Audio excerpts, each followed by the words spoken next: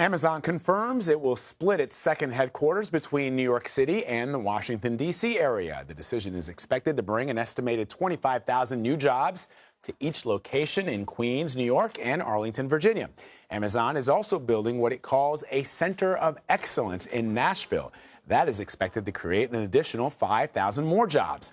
The tech giant says it will start hiring next year. For more on this, let's bring in CNET senior producer Dan Patterson. He is joining us on the telephone. All right, Dan, so explain to our viewers the process by which Amazon chose New York City and Arlington, Virginia, out of all the cities across the country that applied for this.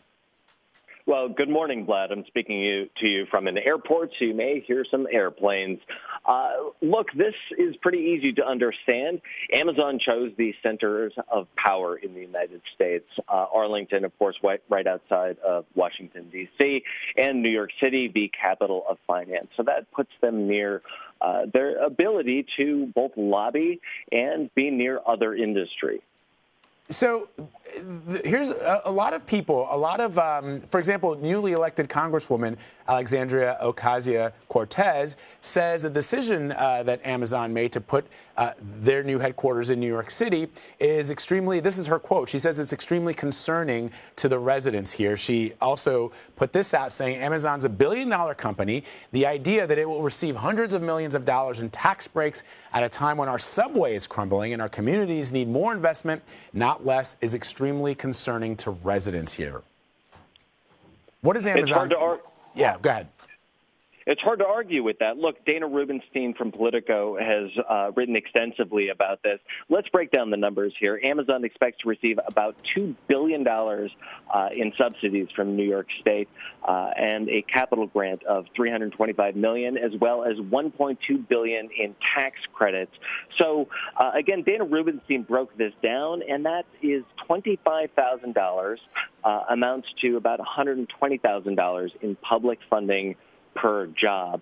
And again, as many politicians have pointed out this morning, at a time where New York City and New York State are having a very difficult time funding infrastructure that longtime New Yorkers rely on every day to go to home, to work, to take care of their children, those types of subsidies, look, the math just doesn't add up. Yeah, and she went on to say in a tweet, displacement is not community development. Investing in luxury condos is not the same thing as investing in people and families. Shuffling working class people out of a community does not improve their quality of life. You've already started to see, Dan, you live in New York City, I live in New York City. We've already started to see the luxury condos going up in Long Island City, which is just across, for those viewers who don't live in New York City and Manhattan or one of the 5 boroughs, is just across the river, the East River here from Manhattan. You can see those luxury condos going up. They're probably going to have to build a new subway line to allow all the people that are going to be living there to access Long Island City. It does seem as if there was a better opportunity for Amazon to look at a community that could probably benefit from having all this influx of talent that would make their way to that headquarters. Yeah, and a number of communities like Austin, Texas, and of the dozens of other cities that went through what some called a dog and pony show for Amazon. They transformed their economies. They went through the rigorous vetting process that Amazon required of them, and there were many claims that Amazon had predetermined Arlington and New York City for their HQ2. And many of those places felt as though, hey, not only could we benefit from this in ways that perhaps New York and Arlington might not, but we have a trained workforce. Again, going back to Austin, Texas, there are a tremendous amount of trained technology workers there, and many cities all over the United States felt as though, hey, look, you don't have to choose the 2 largest cities or the 2 most powerful cities in North America. We could benefit from this, and you could benefit from us. Yeah, I mean, and I don't want to beat a dead horse here, but look, I'm looking at the list now of all the cities that went through what you call the dog and pony show. And, some of the usual suspects are here: Los Angeles, Miami, New York City, obviously. But there are also some interesting cities here. Raleigh put in a bid, Toronto, Columbus, Austin, Texas, as you pointed out, Atlanta, Denver.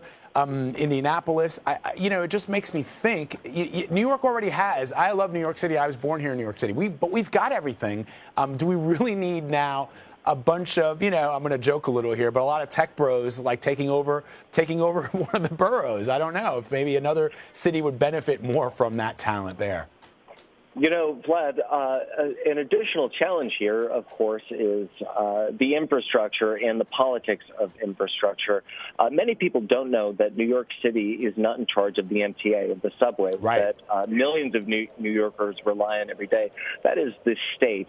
And the city and state don't always get along. And adding an additional subway line to handle this additional capacity is not a small feat. Of course, we all kind of in New York City joke about the Second Avenue subway line, which took decades literally to construct.